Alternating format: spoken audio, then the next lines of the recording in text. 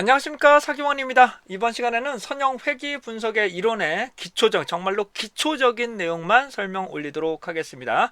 자세한 설명은 워낙 선형 회귀 분석만 해도 일반적으로 회귀 분석만 통계학과 3학년 6개월 혹은 1년 과정이기 때문에 모든 것을 상세하게 설명드리긴 어렵고, 여러분이 간단하게 이런 거구나 정도만 설명드리고, 구체적인 공식이나 식 이런 것들은 설명드리지 않고는 별도로 공부를 좀 해주시면 감사하겠습니다. 워낙 어려운 부분이기 때문에 간략하게 소개시켜드리고 가겠습니다. 자, 우선 선형 회귀 분석의 가정이라는 것이 필요합니다. 가정. 기본적인 가정에는 독립성, 정규성, 등분산성, 오차의 평균은 0이다. 이 네 가지를 충족을 해주셔야 되는데, 제가 많은 제 데이터 분석을 좀 해봤지만 이 네 가지 조건을 모두 충족하는 데이터는, 실제 데이터는 저 같은 경우는 본 적이 거의 없습니다.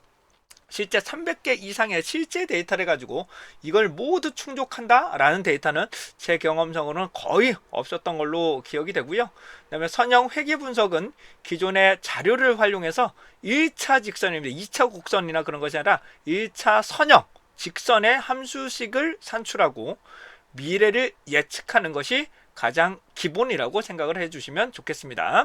원래 미래를 예측하는 기존의 정보들이, 그렇다면 기존의 정보가 좋아야 함수식을 산출하고 미래를 예측하는 좋은 모델이 될 수 있겠죠. 다음은 선형 회귀 분석의 종류 두 가지만 설명드릴 건데요. 단순 회귀 분석과 다중 선형 회귀 분석, 이걸로 말씀을 좀 드릴 거고요. 로지스틱 회귀 분석은 좀 별개입니다. 그는 선형 회귀라고 보긴 좀 어렵고 그는 별외라고 말씀 좀 드리고요. 자, 회귀 분석에서 우선 중요한 거는 종속 변수는 양적인 자료, 양적인 자료. 독립 변수는 일반적으로 양적인 변수를 사용하고 있습니다. 네, 질적인 변수를 활용하기도 하는데요. 이 질적인 변수는 독립 변수에만 투입을 하고요. 가변수, 더미 변수로 변경을 하고 독립 변수로 투입해야지만 올바른 회귀 분석을 실시할 수가 있게 됩니다. 더미 변수나 가변수에 관련한 내용은 본 강의에서 설명드리지 않겠습니다. 그것까지 하게 되면 너무 시간이 많이 걸리기 때문에. 그래서 선형 회귀 분석에서는 종속 변수를 질적인 변수로 투입하지 않는다 라는 점 다시 한번 설명을 드리고요. 양적 변수가 뭐냐, 질적 변수가 뭐냐, 그거와 관련해서는 제가 별도로 해당되는 정형 자료, 비정형 자료, 그 다음 이산형이라는 동영상을 별도로 올려드린 게 있으시니까 그거를 한번 참고해 주시면 감사하겠습니다. 유튜브에서 올려놨으니까 좀 참고해 주시고요. 계속 넘어가겠습니다. 자, 회귀 분석의 중요점입니다. 회귀 분석은 아래의 절차가 매우 중요한데요. 이 1차와 2차 이렇게 구분될 수 있는데, 우선 1차를 선정하고 그 다음 2차를 해야 되는데, 이 부분에서 저도 용어상에 조금 계속 혼돈스럽게 작성한 것들이 좀 있어서 다시 한번 최종적으로 정리하고 진행하도록 하겠습니다. 하다 보니까 저도 실수한 경우도 있어서 죄송스럽게 생각하고요. 이것을 다시 한번 정리해서 다시 한번 말씀을 드립니다. 자, 회귀 분석은 1차적으로 회귀 모형의 유의성, 즉 회귀 모형이 타당하냐, 적합하냐, 이런 것들을 판단하기 위한 검정을 먼저 실시를 하고요. 그 다음에 회귀 개수, 회귀식을 작성하기 위해서 회귀 개수가 의미가 있느냐, 이런 것을 판단하는 이 두 가지 절차를 하게 되는데요. 회귀 모형의 유의성 혹은 회귀 모형의 타당도, 타당성, 적합성, 이건 거의 동일한 내용이라고 말씀하실 수가 있고요. 회귀 개수의 유의성을 회귀식의 유의성이라고 설명할 수도 있지만, 보다 정확하게 말씀드리면 회귀 개수가 맞고요. 이걸 통해서 회귀식을 다시 한번 작성하고 해석을 해야 됩니다. 저 같은 경우에도 이게 조금 이렇게 회귀 모형에서도 회귀식을 적성하고 그런 경우가 종종 있더라고요. 저도 하다 보니까 그런 자잘한 실수들이 있어서 우선 죄송스럽습니다. 자, 회귀 모형의 유의성, 1차적으로 회귀 모형의 유의성을 봐야 되는데요. 우선 투입되는 독립 변수가 회귀 모형에 정말로 적합할 수 있느냐, 의미가 있느냐 없느냐를 판단하게 되는데요. 아까도 말씀드린 회귀 분석은 단순하고 다중 회귀가 있지 않습니까? 단순 회귀는 무조건 독립 변수가 한 개가 들어가기 때문에 독립 변수란 말이 생략이 돼서도 상관은 없습니다. 왜? 독립 변수가 한 개만 들어가기 때문입니다. 자, 그래서 회귀 모형은 유의하지 않다라는 것은 독립 변수가 회귀 모형에 유의하지 않다하고 동일한 내용이 되겠죠. 그래서 얘는 베타는 제로라고 표현합니다. 베타가 하나밖에 투입되지 않기 때문입니다. 대립가설은 회귀 모형은 유의하다. 여기서 말하는 것은 독립변수가 한 개이기 때문에 독립변수는 회귀 모형에 유의하다. 그거하고 동일한 내용으로 보실 수 있고요. 이러한 유의성 검정은 분산 분석표, 회귀 분석에서 제공되는 분산 분석표를 통해서 유의 확률로 판단합니다. 그래서 0.05보다 작으면 그냥 회귀 모형은 유의미하다라고 해석을 할 수가 있습니다. 다시 한번 말씀드리지만 일반 분산, 이런 배치 분산 분석의 분산 분석표와 회귀 분석의 분산 분석표는 좀 다른 의미를 가지고 있고 해당되는 자유도가 좀 다르기 때문에 그 부분은 차이점이 있고요. 그거는 이론적인 내용은 별도로 공부해 주셨으면 합니다. 그 다음에 결정계수라는 것을 쓰죠. 결정계수를 통해서 0.6 이상이면 독립변수가 종속변수를 잘 설명한다라고 판단합니다. 그래서 일반적으로는 분산 분석표를 통해서 의미가 있느냐 없느냐만 판단하고 그 설명력은 결정계수를 통해서 판단합니다. 근데 결정계수가 0.6 이상 나오는 경우가 생각보다 그렇게 많진 않습니다. 자, 그러면 다중회귀 분석의 모형의 유의성입니다. 다시 한번요. 모형의 유의성입니다. 모형은 다중회귀라는 것은 모든 독립변수는 모형의 회귀 모형에 유의하지 않다라고 나오고 베타 i는 제로라고 나오고 i는 독립변수의 개수를 넣어야 되겠죠. 뭐라고요? 독립변수의 개수를 넣어야 되고 가변수라면 가변수의 개수까지 다 포함을 해야 됩니다. 만약에 지역이 4개가 있다. 그러니까 기본적으로 2개의 독립변수가 있고 다시요. 2개의 독립변수가 있고 가변수 지역이 4개에 해당되는 4개의 지적인 지역 변수가 있다면 우선은 독립변수가 우선 2개가 들어갔고 얘를 가변수로 3개를 만들어야 되기 때문에 토탈적으로 전체적으로 1부터 5 5가지의 독립변수로 인식을 해 주셔야 됩니다. 자, 그러시고 해당되는 최소한 하나의 독립변수는 회귀 모형에 유의하다인데 요 부분 다시 수정 좀 할게요. 제가 여기 또 실수를 했었네요. 최소한 하나의 독립변수는 회귀 모형에 유의하다니까요. 최소한 하나의 베타 i는 0이다. 0이 아니다라는 것을 보입니다. 다죠? 최소한 하나의 베타 i는 0이 아니다. 0이라는 것은 의미가 없는 것을 말하겠죠. 0은 아무리 곱하거나 나누기 하더라도 올바른 결과가 나오질 않기 때문에 그래서 i는 1부터 해당되는 독립변수의 개수를 그대로 작성을 하시면 됩니다. 자, 회귀 분석에 아까도 말씀 올린 것처럼 분산 분석표를 통해서 유의 확률값으로 통해서 의미가 있는지 없는지를 판단하고 수정된 결정계수를 통해서 설명령을 판단합니다. 그런데 다중 회귀 분석에서도 결정계수로 설명하는 경우도 종종 있긴 합니다. 근데 원칙은 수정된 결정계수고요. 만약에 시험이나 각종 내용에서 결정계수로 써야 한다면 다중 회귀 분석이라고 하더라도 문제에서 주어진 결정계수 값으로 사용하시면 됩니다. 수정된 원칙은 다중 회귀 분석은 수정된 결정계수를 통해서 설명령을 판단하는 것이 맞습니다. 다음은 회귀 계수의 유의성입니다. 앞에서 말씀 올린 것처럼요. 다시 한번 정리하겠습니다. 회귀 모형의 유의성을 보기 위해서 분산 분석표를 활용한 거고요. 회귀 개수의 유의성을 보기 위해서라면 회귀 개수라는 식이 표가 나타납니다. 그 공식을 통해서 살펴보실 수가 있습니다. 자, 회귀 개수의 유의성은 회귀 개수가 즉 의미가 있는가 라는 것으로서 이런 의미를 가집니다. 투입된 독립변수가 종속변수의 의미가 있을 수 있는 변수냐, 두 번째 회귀 개수 자체가 의미가 있느냐, 혹은 기울기가 의미가 있느냐는 거의 동등한 내용이라고 생각을 하시면 됩니다. 그래서 회귀식을 작성하게 되는데요. 회귀식은 비표준화 계수라는 것을 통해서 회귀직선을 만들게 되고요. t-통계량과 유의 확률을 통해서 회귀 계수의 유의성을 판단을 합니다. 그런 다음에 표준화 계수에 통해서 절대값 기준을 통해서 영향력을 판단하고 있습니다.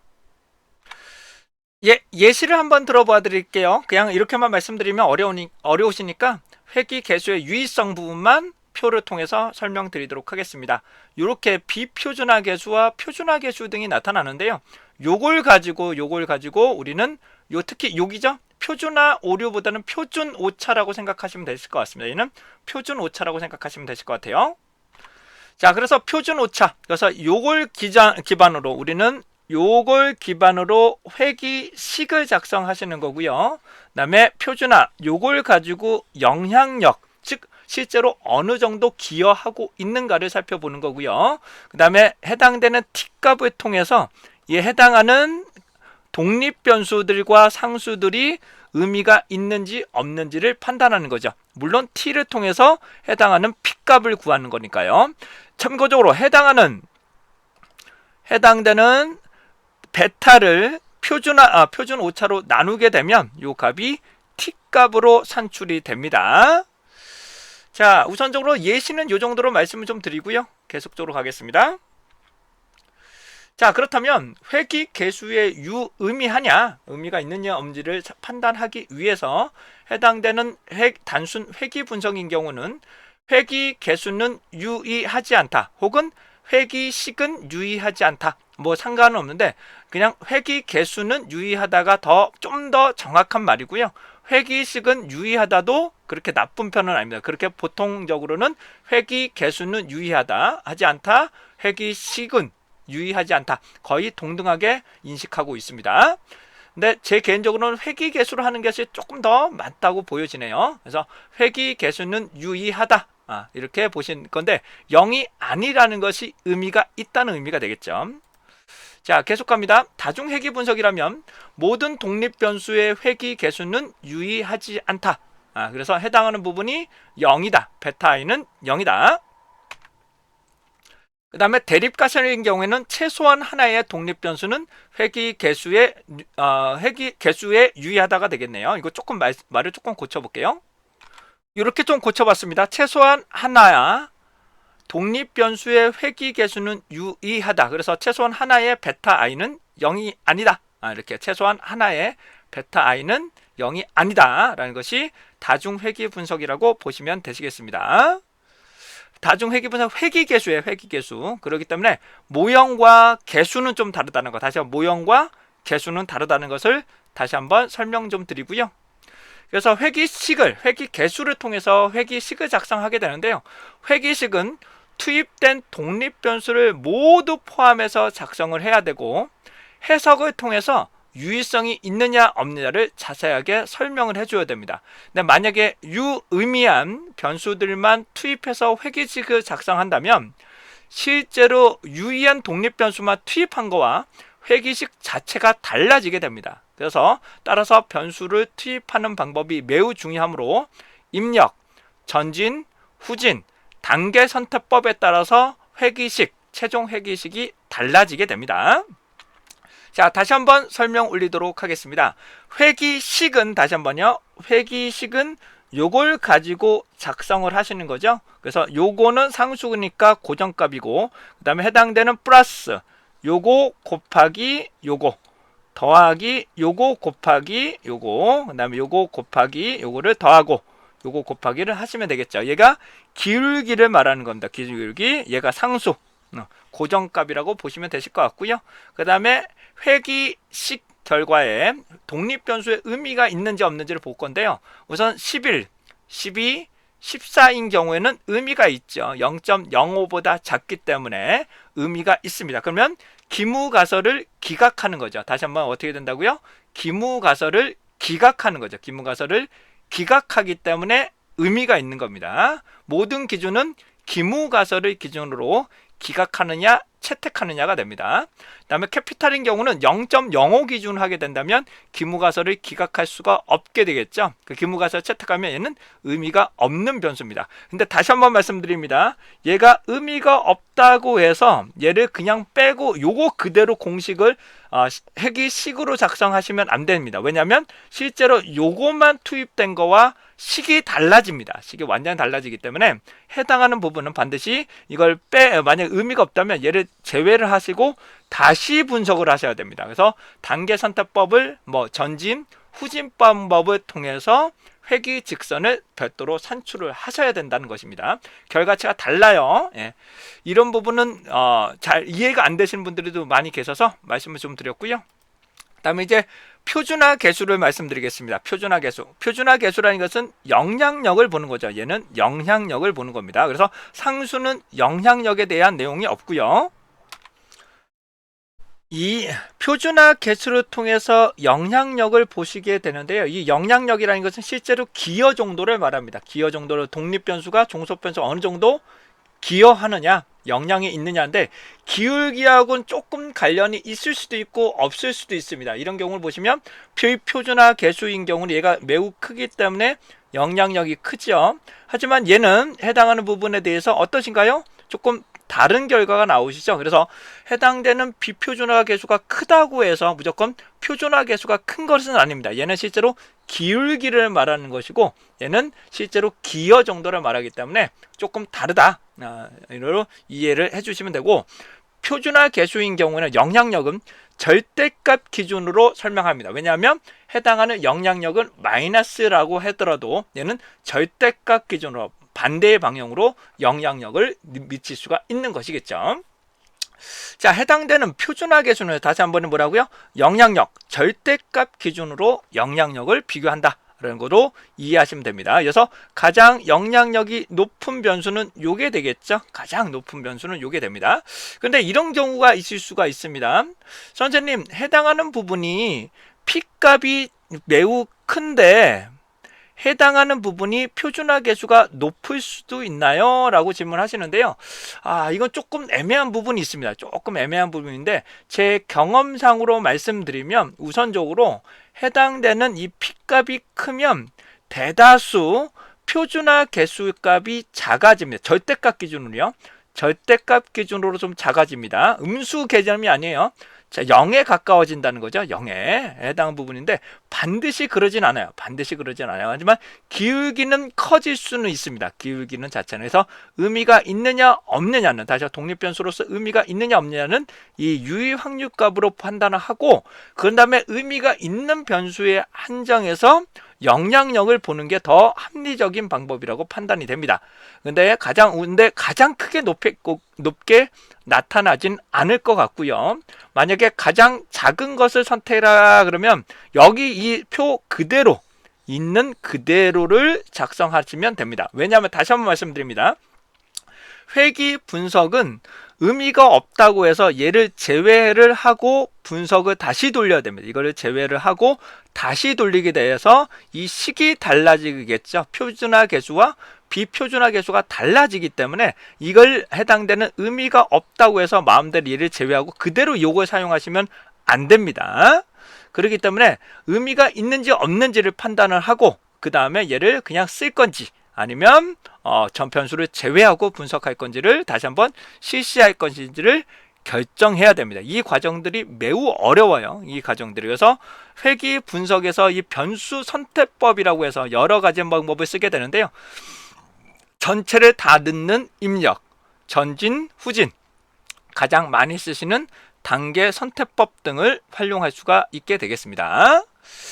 현재까지 가장 간단한, 정말로 초보자 분들을 위해서 이런 거구나 라는 것을 간단하게만 설명을 좀 드렸고요. 여러분들에게 회귀 분석 자체가 오랜 시간이 걸리시겠지만 간단한 내용을 설명을 드렸습니다. 자, 이상으로 선형 회귀 분석에 대한 기초적인 내용을 설명을 드렸고, 다시 한번 핵심만 말씀을 드리게 되면, 해당되는 회귀 분석에서는 1차적으로 유의성 검정을 하기 위해서 회귀 분석의 분산 분석표와 결정계수 혹은 수정된 결정계수를 쓰는 거고, 회귀표를 통해서 회귀식을 작성하고 회귀계수를 통해서 의미가 있는지 없는지, 즉 독립변수로서 의미가 있는지 없는지를 판단한다 라고 보시면 되실 것 같고, 독립변수의 개수가 다중회귀 분석이라면은 최소한 하나라는 문구가 들어가시는 것이 중요하겠습니다. 그래서 회귀 모형의 유의성, 회귀 개수의 유의성, 이렇게 이해를 하시면 좋겠습니다. 이상 정리를 하고요. 여러분들 회귀 분석에 조금 도움이 되셨으면 조금 제가 도움이 됐었으면 합니다. 이상 사경원이었습니다.